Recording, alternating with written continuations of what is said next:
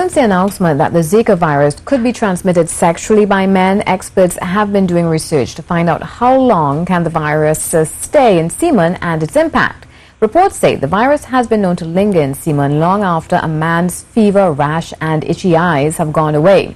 CNews spoke to one fertility center who's teaming up with some European experts to find out if the Zika virus in semen is infectious. Marie Hull has been tracking Zika. According to the Center for Disease Control and Prevention, if a man has the Zika virus in his semen and has sex with a woman who is pregnant or becomes pregnant, that baby could be born with devastating neurological birth defects, indicating that the Zika virus can be spread during sex by a man to his partners. But the question has been raised, how long can the virus stay in semen? Medical doctor and member of the Gynecological and Obstetrics Association of Trinidad and Tobago, Dr. Catherine Minto-Bain told CNews, with the Zika virus being present in Trinidad and Tobago, information is still limited as to how far the virus will spread. She said the Trinidad and Tobago IVF and Fertility Center has been collecting semen samples from men who have been infected with the Zika virus to share with fertility experts in Europe to determine the effects on the body. And we're sending samples there in collaboration with them to answer the question, how many men actually have Zika coming out in the sperm and for how long, because it may be for 3 months after an infection. And the really important question is it infectious?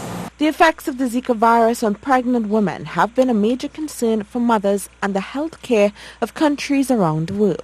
Dr. Minto-Bain shares why gathering these samples are important. It's a virus that causes congenital Zika syndrome, meaning some babies might get microcephaly, but others have damaged eyes, hearing, and other brain abnormalities. So microcephaly is just the tip of the iceberg. The CDC currently recommends that men who have had Zika use a condom or abstain from sex for 6 months after their illness.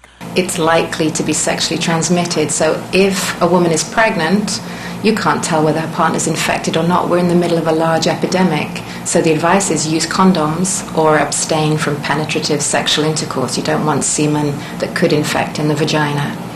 And we're saying the same to couples thinking of pregnancy or trying for pregnancy. You won't know whether or not you've had Zika. 4 out of 5 of us will have had it and not know. The Trinidad and Tobago IVF and Fertility Center is asking men between the ages of 18 to 50 who have been exposed to Zika to submit a sample to be sent to testing to expand the Zika virus research. I am Marie Hull, tracking Zika.